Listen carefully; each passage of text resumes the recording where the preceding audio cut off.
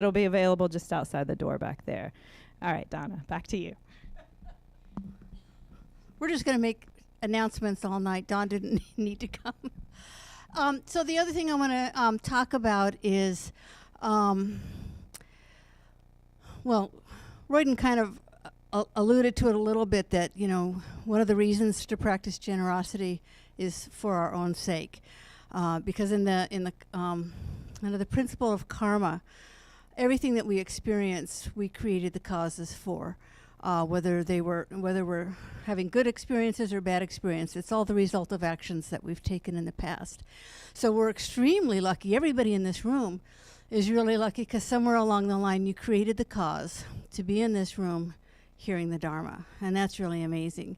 And Kadampa Center is really lucky, because we've, as a community, have created the cause to have not only our Geshis, but also lay teachers of the caliber of people like Dr. Don to teach the Discovering Buddhism classes. And we think that's really important for us as a community. And so as a reflection of that, we always want to just give our teachers a little offering of thank you for teaching the class. And so that's what I have for Don. Don.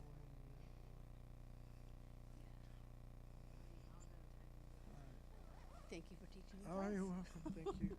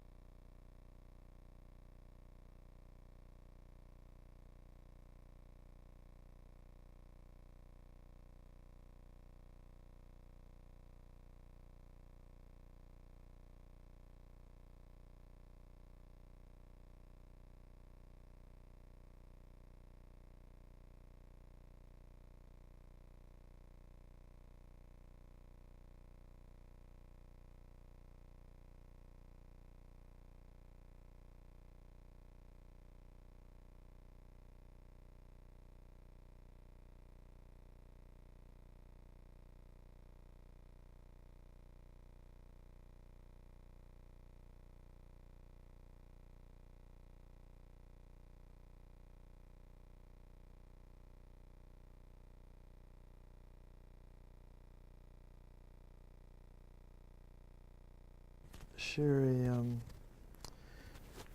first met her in '87, but I had already done some Zen practice in Japan. But anyway, she, whenever she would lead a course, she'd thanked the students for showing up. And she said, "Thanks for showing up so I can train myself." I think that's how I feel.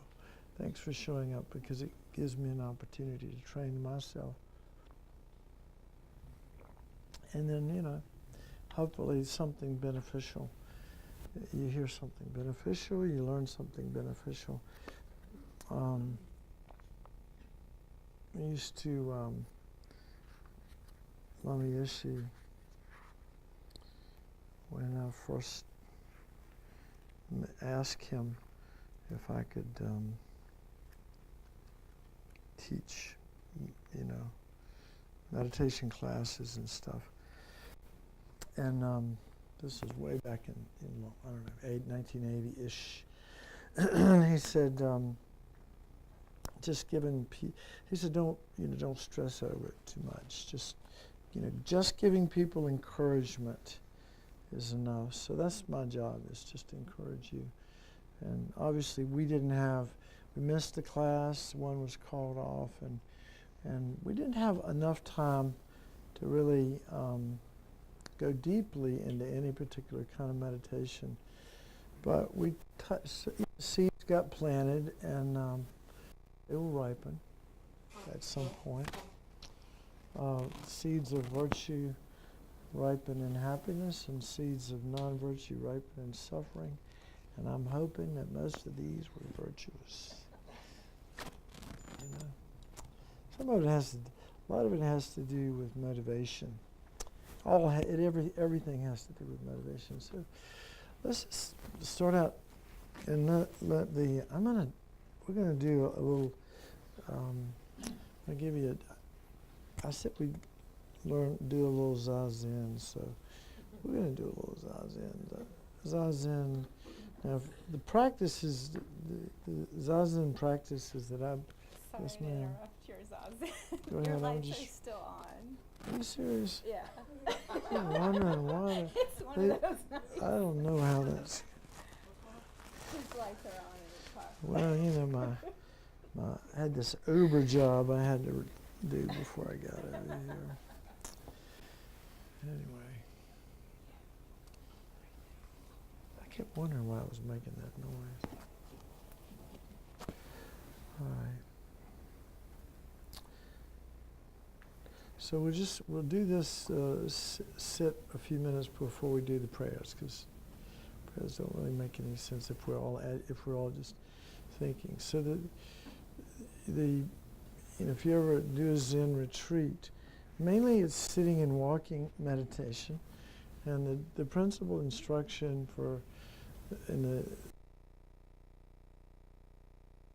resonated best with me, the Soto image, is where they just you sit facing the wall and you just sit. That's the instruction. So you can close your eyes, and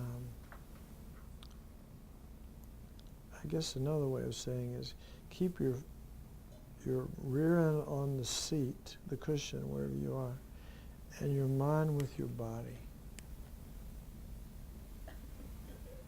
And just sit and sit perfectly still, and we'll do this for 10 minutes.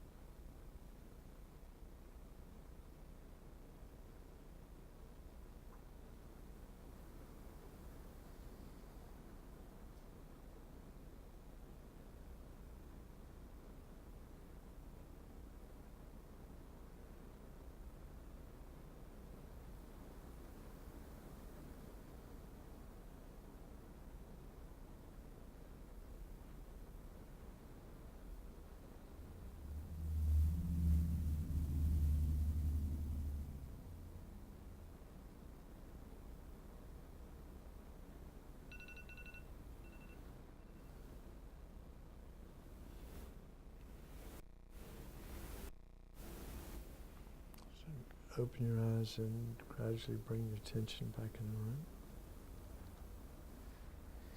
Now let's open the prayer books to the page 34.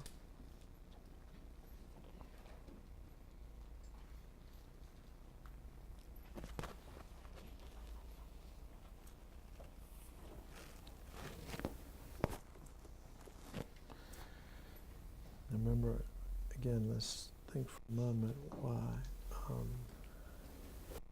why we're saying the prayers. The motivation for the refuge, taking refuge and generating bodhicitta, particularly taking refuge, the motivation for that is threefold. So you have to, it's important to reflect on this, start saying these prayers so they have some deeper meaning than just the repetition of words. So we go for refuge to the Buddha, Dharma, and Sangha. We do that for three reasons. The first is, usually they use the word, sometimes they use the word fear, like fear of the lower realms, which doesn't mean anything to most people here. Dread is another nice word, politically correct word. But I think it really boils down to having compassion for yourself, understanding that with the kind of minds we have, that we are going to suffer. I mean, life's going to bring it on, isn't it? There's no doubt. We're going to have a ton of challenges in this life. And then we're going to die. And at some point. So we really need to work on ourselves to develop our minds so that when that time comes, when these challenges come, we can stay calm, connected to our heart. So, like the best, sometimes people, want to argue that we need to have anger to get anything done. You have to be willing to be angry and, be incensed by injustices. No, that's not true. Compassion can be a very powerful motivator for change. And so having compassion for yourself, I think, is that plus confidence. Confidence that the enlightened beings, their teachings, the Dharma, which are the realizations of those teachings, in their minds and also in your mind, and then the spiritual community. Those are the three jewels. So, again, compassion for yourself, based on an understanding that we're a mess. Our mind is a mess, and we're going to suffer a lot unless we work on it to develop it. And then confidence in this 2,500-year-old tradition, that it can actually guide us from our present state of confusion and dissatisfaction to gradually, step by step, to something like joy, and even beyond that, to this sublime state of enlightenment, which we can't even imagine. So that's the reason for taking refuge. And then bodhicitta is that compassion for others, doing it for others. We want to help others, guide them to their own, to achieve their own state of perfection. But we have to get our act together. We have to develop ourselves. So that's this altruistic intention based on love and compassion. That the Sanskrit word is bodhicitta or bodhicitta is often called. It's like chitta, C-H-I-T-T-A. All right, so we'll do that, and we'll go through the other, and then we'll move on. I go for refuge until I'm enlightened to the Buddha, the Dharma, and the Supreme Assembly. By my practice of giving and other perfections, may I become a Buddha to benefit all sentient beings. I go for refuge until I'm enlightened to the Buddha, the Dharma, and the Supreme Assembly. By my practice of giving and other perfections, may I become a Buddha to benefit all sentient beings. I go for refuge until I'm enlightened to the Buddha, the Dharma, and the Supreme Assembly. By my practice of giving and other perfections, may I become a Buddha to benefit all sentient beings. I go for refuge until I'm enlightened to the Buddha, the Dharma, and the Supreme Assembly. By my practice of giving and other perfections, may I become a Buddha to benefit all sentient beings. May all sentient beings have happiness and the causes of happiness. May all sentient beings be free from suffering and the causes of suffering. May all sentient beings be inseparable from the happiness that is free from suffering. May all sentient beings abide in equanimity, free from attachment for friends and hatred for enemies. Reverently, I prostrate with my body, speech, and mind. I present clouds of every type of offering, actual and imagined. I declare all my negative actions accumulated since beginning this time, and rejoice in the merit of all holy and ordinary beings. Please remain until the end of cyclic existence, and turn the wheel of Dharma for living beings. I dedicate my own merits and those of all others to the great enlightenment. This ground, anointed with perfume, strewn with flowers, adorned with Mount Meru, 4 continents, the sun and the moon, I imagine this is a Buddha field and offer it. May all living beings enjoy this pure land. Idam Guru Radha Mandala Yatayami.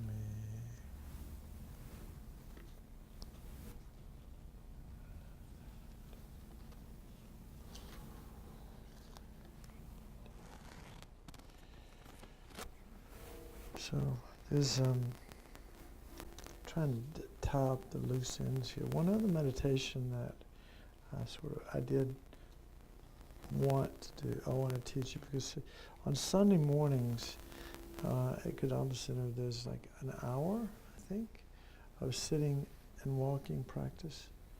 So walking meditation is what it's not so popular. I guess that's a funny word, but not practiced so much in the Tibetan tradition as it is in the Theravada, in Burma, Thailand, Sri Lanka, places like that, Laos. So walking meditation is a big part of it, and along with sitting practice, because you want to be able to meditate. You want to be able to bring meditative awareness to every position that you're in. So it would be, you want to be able to have a meditative mindset when you're lying, when you're sitting, like now, when you're standing, and you're walking. So in all positions, you would like to be able to bring the mindset of a meditative mindset. So I like what Gunaratna was saying in his book about how this is, walking meditation is a nice way to help us transition from the cushion to our real life. Now, I've done this in the Zen tradition. I've done different ways, and then in the Theravada tradition, different ways. And I'll show you. I'm not going to try to get too fancy because I can't. But the main thing is just to be aware of the experience of walking. So a lot of times I think of, like, when we focus on the breath, we use that as the touch point, right? To bring our mind back to the breath. When our mind is wandering, we bring it back to the breath. So similarly, if we're doing walking meditation, and if let's say, we feel some connection to this person when we practice giving love. And, we can start out, in fact, you're always encouraged to start out with yourself, because we have a lot of stuff on ourselves, a lot of bad, memories and conversations about ourselves. The majority of the dialogue that goes on in our head, according to people that know these things, it's not positive. So we give ourselves a pretty hard time. So we start out with ourselves, and we imagine, and we start out breathing the white light from our heart out to the you that you imagine in front of you. And you imagine some kind of suffering, and be as specific as you can. Maybe you're having relationship problems or financial problems or health problems or whatever it is. Imagine that all the suffering that you can think of, and as much in the form of black smoke or light comes out you imagine yourself comes out your right nostril and comes into your left nostril. Okay? And that black, dark smoke of suffering, right? Because we're taking dukkha, suffering, it goes right into your heart and it destroys the self-cherishing I, which is the biggest problem, right? You know, self-cherishing, self-centered selfishness is the source of all the negative karma. So taking on suffering, which is the action of compassion, right? This is the action of compassion, taking on suffering, destroys self-cherishing egocentricity. Then we imagine our body. If this is too much to visualize, we just practice. We do what we can. But you imagine your body's filled with love and light, and then out the right nostril again. And it doesn't have to go out with one exhalation and come in with one. You can take your time. You can send out this light, and it just gradually moves closer with each exhalation, and then gets to you, and that light fills you. The light of love fills you, with the spirit of human kindness and love. May you be safe, may you be healthy, happy, and live with ease. Ever how you want to describe love. You imagine that you're filled with that energy, then your negativity in the form of, and that goes in your. See, it's going out your right nostril and then your left nostril, the you that you're visualizing. Then it goes, the negativity in the form of black light or smoke comes out your right nostril, and you breathe it slowly, slowly in like this. And then, again, it destroys all your selfishness. So we're going to practice this, but this is what you want to be able to do when you're dying. This is what you want to be able to do when you're dying. You want to be able to instead of being freaking out and you would love to be, I would love to be practicing Tonglen sincerely, imagining, for example, that as I'm dying, I can imagine all the living beings in the world. Now we've taken the practice beyond just myself. I'm imagining everyone in the world that's dying at this moment. And I imagine all of their fear and suffering and their negative karma and anything that's freaking them out. And I imagine that I take that I breathe that in the left nostril in the form of black smoke. It destroys my selfishness. And then I breathe out loving kindness that goes out to all these millions and billions of living beings that are dying right now. And it gives them peace. And they're filled with love. And then, again, we practice again, taking on the suffering of everyone that's dying. Because if we're not doing that, then we're freaking out. So whatever we're experiencing, we want to take that from others. Imagine, if we're having fear of death, fear of our body, everything that we've ever known is going to disappear in a matter of minutes. And we won't exist anymore the way we ordinarily do. That's scary. So that kind of fear, rather than being paralyzed by that, focus on others. So we focus on others, and they must be experiencing this. We bring it in to our heart. That's the action of compassion, bringing in others' suffering in our heart, and then giving them love as we breathe out white light through the right nostril. So this requires, You don't have to be a great visualizer, because you can imagine just countless living beings that are dying right now, because that's actually what's happening in this moment. Not just human beings, but all kinds of living beings are dying constantly. And not one of them wants to die. Every one of them wants to live. So we can practice like this.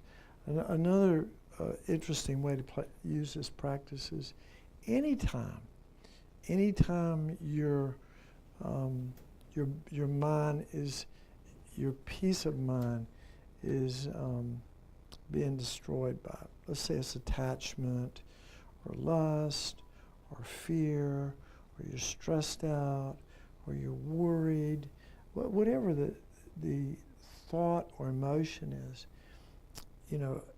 Tonglen's a great practice to imagine, oh, I'm not the only one that's experiencing this. Countless other beings are experiencing fear right now, or loneliness, or boredom. Think of all the beings in the world and beyond that are experiencing like boredom and loneliness right now. And you imagine that you take that in the form of white light, comes into your left nostril. I'm sorry, in the form of black smoke, enters your left nostril, destroys your self-cherishing I, egocentricity. Your body's filled with light. Then you send out this light of love and compassion, and allowing them to, wishing them to let go of loneliness, let go of boredom, let go of whatever negative mind state you're working with. But anytime your mind is overcome by some negative mind state, is an opportunity to practice Tonglen. In other words, to develop your compassion and loving kindness. So, very cool practice, to do, any time of the day. But, when I started doing this practice some years ago, it reminded me a little bit. I don't, might not be doing Jesus justice, but when he was on the cross, as I recollect, pretty much what he was saying was, I'm taking on the suffering of the world, of all living beings. I'm taking on your sins, and I'm giving you everlasting life. That sounded like Tonglen to me. It sounded like Tonglen. Taking on the suffering of others, just is compassion. Compassion is the state of mind that heals. It heals our anger, it heals our fear, our self-centeredness, and love also. Very strong attitude that heals. So we offer, taking on suffering and offering love. Great practice. So let's give it a little whirl. We'll do it for a while, and you can, like when we do Dorji Kadro, I know a lot of you come on, I don't know, maybe you don't, but on New Year's Eve we have this practice called Dorji Kadro, where we have a bunch of fires. How many people have not been to Dorji Kadro? Okay, well, we build a bunch of fire pits, and we imagine that all of our negative karma from the past year, we try to be specific to remember things that we've done. We imagine that's blocking our, heart, so to speak. We imagine that in the form of this. This is what we imagine: snakes and scorpions. But it comes out our nostril, and we have little sesame seeds, and we offer that to this visualized deity called Dorji Kadro, who loves our negativities, just is totally blissed out. And really it's a fire, but it's a wisdom. We think of it as a wisdom fire. So we imagine the things that we've done in this and past lives when we've killed. And we offer those black sesame seeds, symbolizing our negative karma, to Dorji Kadro. And we can think of the times that we've stolen things and offer that again in the form of black sesame seeds. And then adultery, and this in past lifetimes, and so on. Body, speech, and mind. Whatever negativity, whatever comes to mind is what you can offer. But you can also, one of the cool ways to do this practice is to have it be part of your Tonglen practice. So like everybody who's experiencing the suffering of dying from cancer right now, I want to take that into my heart and have it have that negativity, sort of merge with these seeds which symbolize that negativity and let it go. And then we imagine everyone is suffering from AIDS. Everyone is suffering from AIDS. We want to bring that suffering into our heart, and it up merges with the seeds, and we offer it to Dorji Kadra. If you have cancer, this is Lama Yeshe said, if he had cancer, this is the practice he'd do. He'd imagine that cancer in his body and giving it some form. And he I don't know exactly, he just said he'd do Dorji Kadra, but I'm imagining this is what he'd do. He'd imagine that cancer, let's say it's lung cancer, that cancer coming out, merging with the seeds, and then letting it go. Imagining letting that cancer come out, merging with the black sesame seeds, offering it to the wisdom fire of Dorji Kadra, and disappears like that. So you can imagine, your family members that are suffering from whatever problems, relationship problems, monetary problems, health problems, whatever it is. It's really important to work with those people that are close to you. So when you're doing Tonglen practice or this Dorji Kadra, you imagine that their suffering enters your heart, and then you can give it away. So, but right now, let's work with, let's just start out with ourselves, because that's a good place to be. Start out with ourselves, so you can imagine a replica of yourself. And as I said, it could be you. You can even imagine yourself when you were a younger person, like 6, 7, 8, 10, 14. Sometime maybe when you were having a particularly hard time, or you or maybe you were the victim of some kind of abuse, and that little child that you imagine yourself as you look at that child and you think of the suffering that he or she might have experienced or did experience.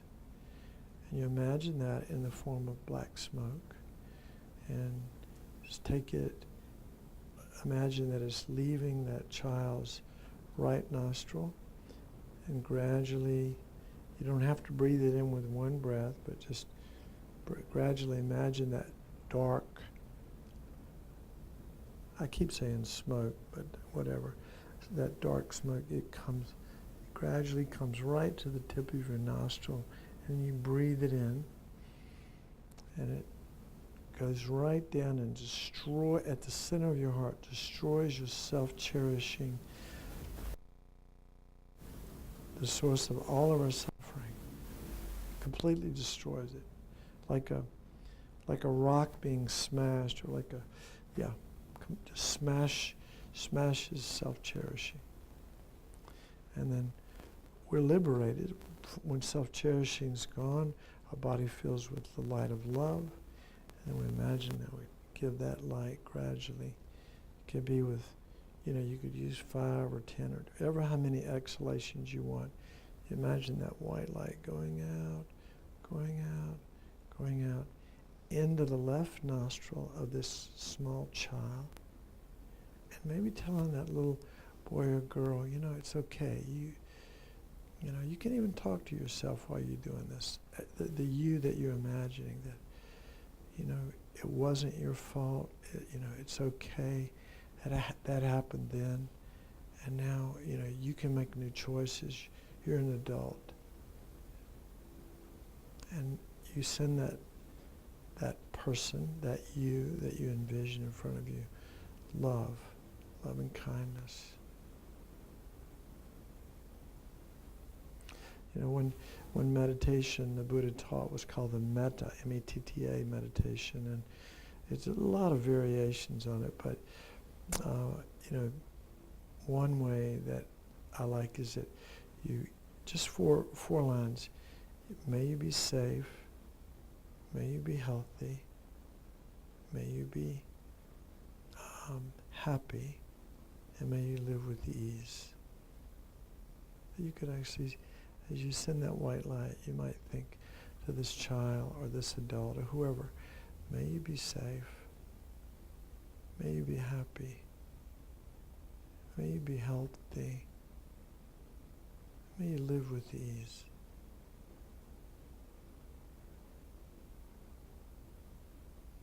And then you want to imagine that they got it.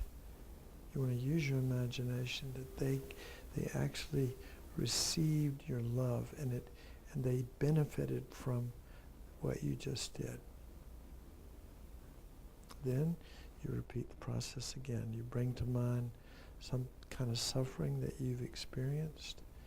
And again, it comes out the right nostril of the you in front of you, into the left nostril of the you that's sitting here.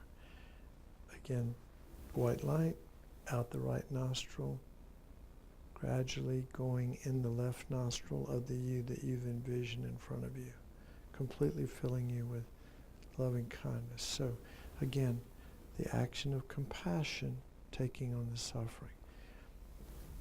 Giving love is the action of loving kindness. Giving happiness, giving this white light energy is the action of giving love. So we practice this for a little bit. We'll say 10 minutes.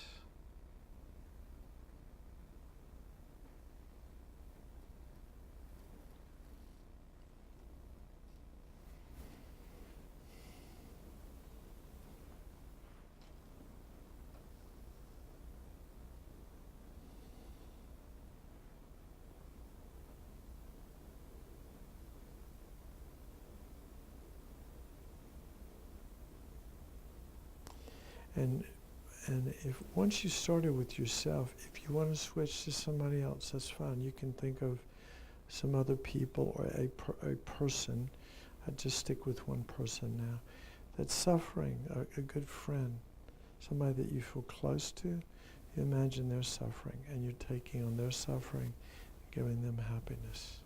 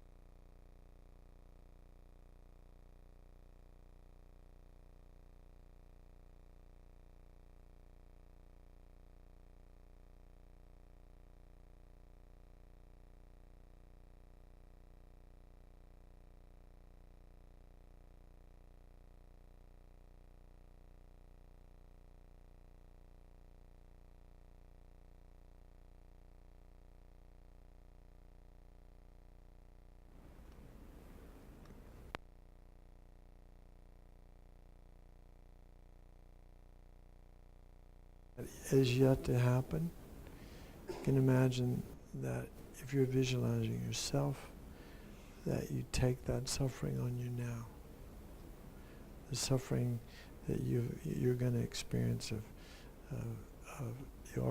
we've all experienced aging. Many of us have experienced sickness, some more serious than others, and eventually we all are going to experience death.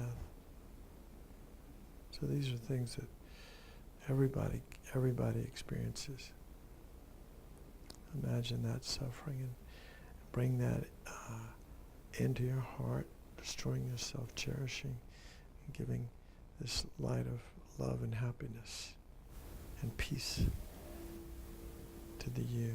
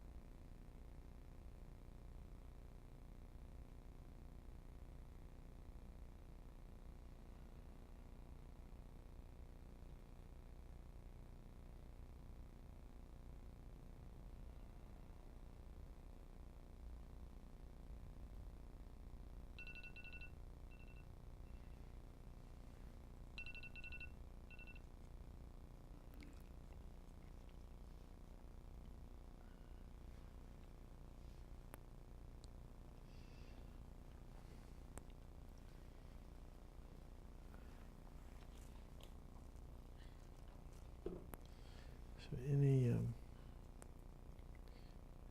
questions about anything?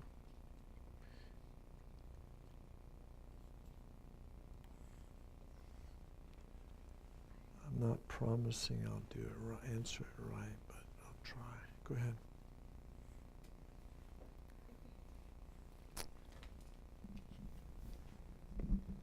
Thank you.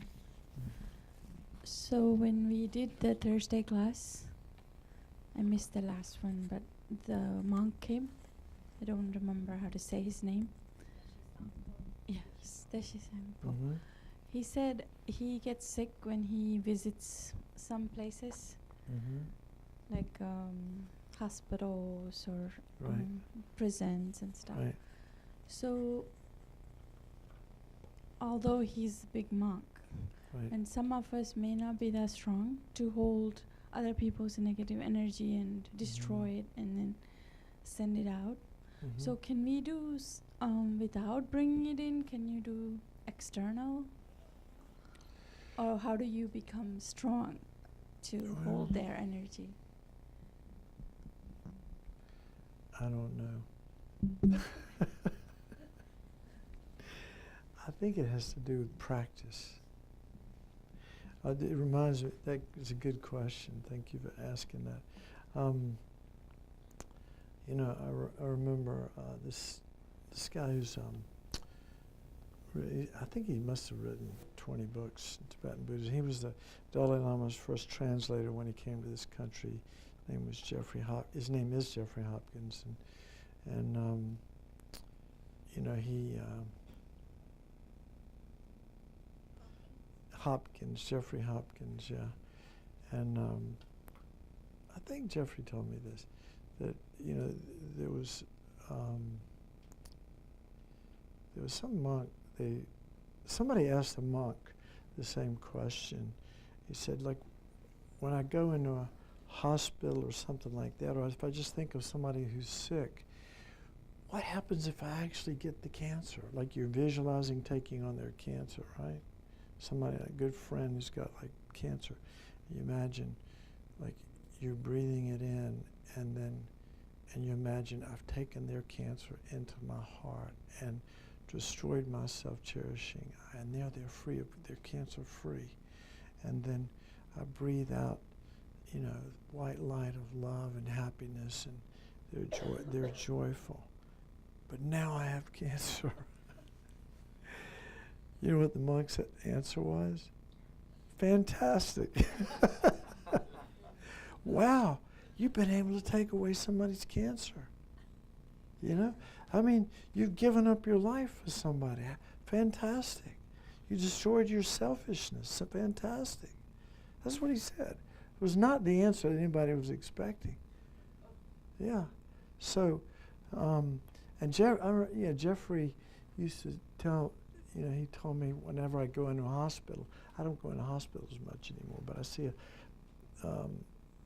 but Robbie, you know, Robbie Watkins, who's the center director, you know, he and our business partners, and he put a little sticky note on where I keep my charts, and it says Tonglen.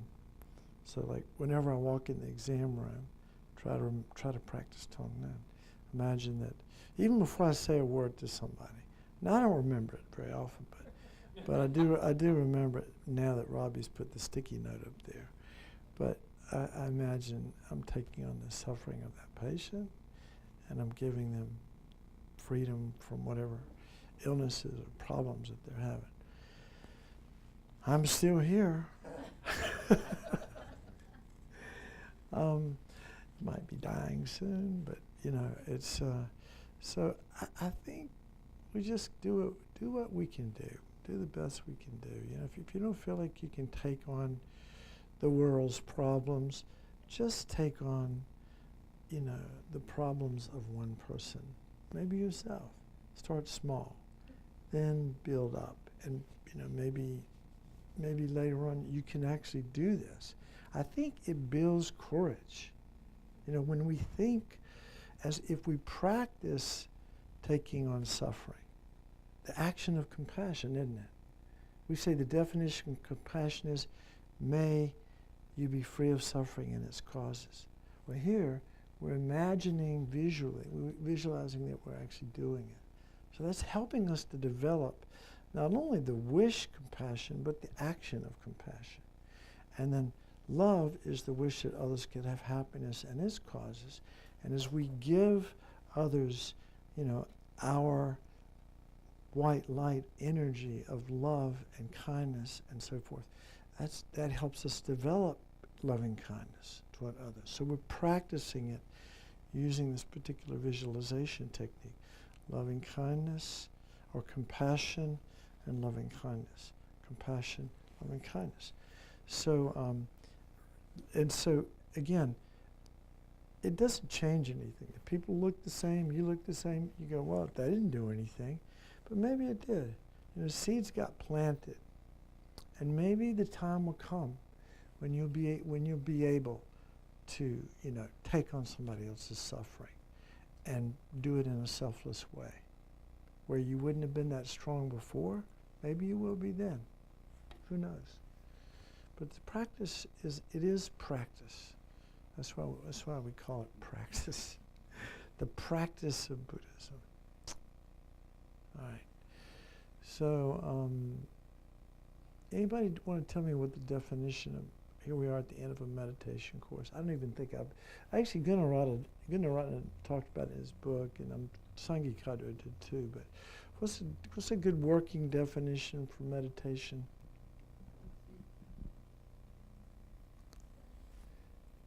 Anybody? Pardon? Contemplation. Okay. That's part of it, definitely. I might want to, yeah. Obviously I have a definition in my head, so you can't read my mind. I'll tell you what I'm thinking after you tell me what you're thinking. Yeah.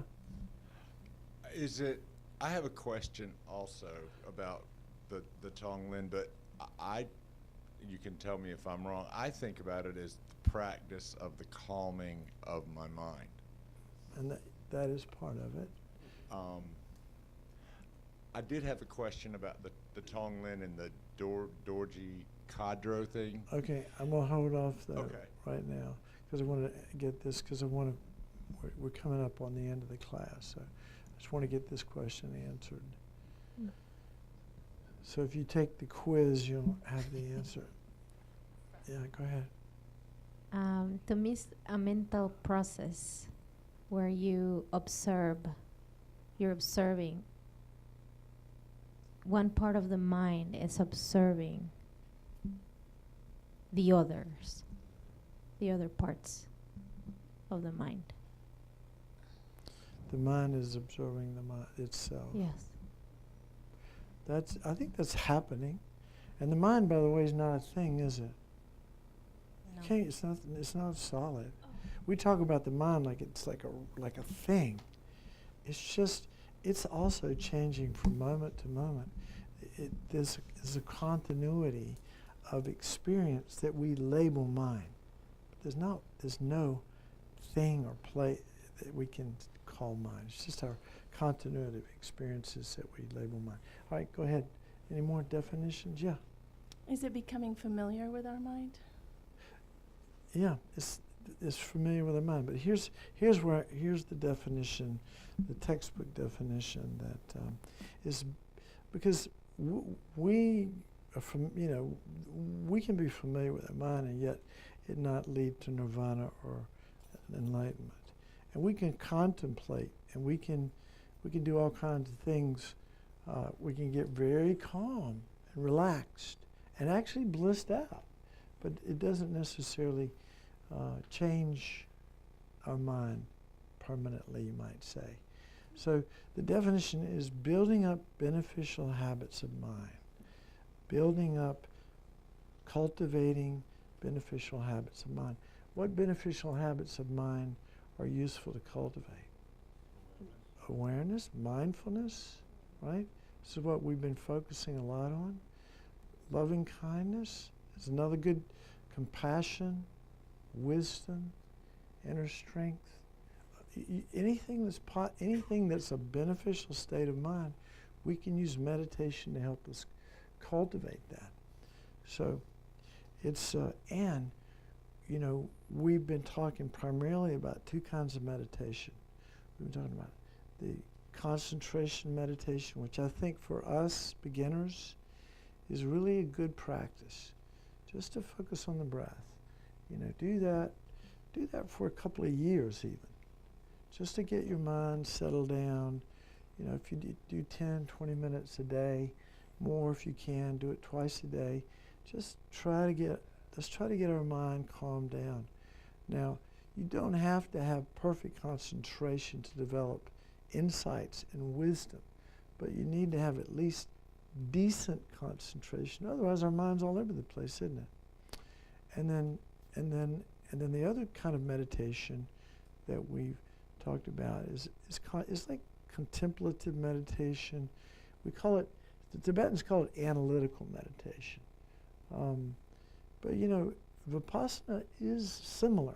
It has features that would be, you know, when you become aware of impermanence and dukkha and no self, that takes there's analysis of the experience of your mind that gives you that awareness.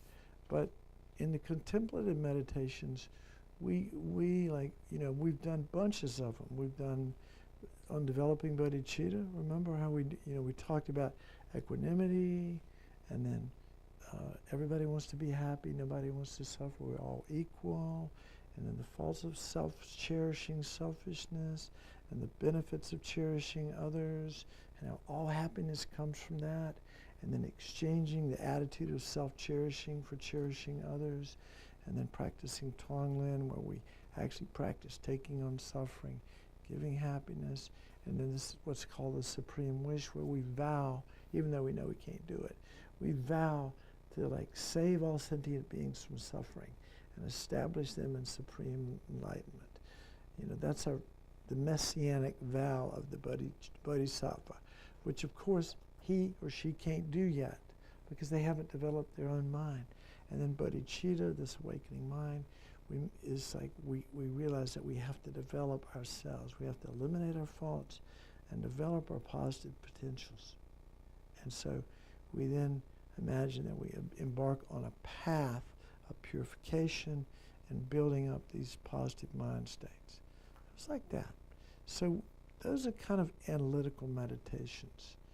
And for example, the one that we, you know, that's recommended, but we haven't done it, but we've talked a little bit about it, but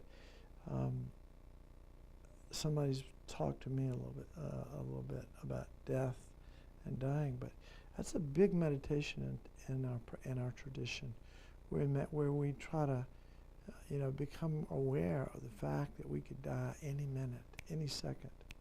You know, like everybody dies. The time of death is uncertain, and the only currency you can cash out at the time of death is spiritual realizations. You know, the compassion, love and kindness, the positive karma that's created. That's the only currency. Your 401k, all the fun places you've been, all that stuff that we've lived our lives for, no use at all. Probably a big problem. You know, so, you know, developing our mind, you know, our heart and mind, it's the only thing of any benefit at the time of our death.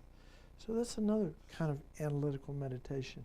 And it's said that a really good meditator remembers death at the beginning of meditation practice, in the middle of meditation practice, so in the beginning, so they have some incentive to practice with some enthusiasm. In the middle, so they don't go deadhead and forget where they are, but to keep the energy going. And in the end, to remind them to dedicate the energy, the positive potential for supreme, you know, for their happiness and the happiness of all beings. You know, not just self-centered, but, you know, for all living beings. So, you know, being aware, death awareness, very powerful practice. And that's getting back to that monk in Thailand. Remember what he said? Impermanence. There's gross impermanence, which is this body getting older and degenerating and eventually dying, and everything else around us too, by the way. Nothing, probably 100 years, 200 years, whatever, no telling, it'll all be gone. Everything is in a constant state of decay. Not to depress you, but it's just a fact, isn't it? It's just a fact. We need to be in tune with reality. And so being aware of subtle impermanence and gross impermanence. So helpful for our mind. Just having that awareness constantly. Okay, so I'll stick around and answer your questions, Dwight, or any other questions. I'll try. But let's do the dedication. So we have people that want to get out of here.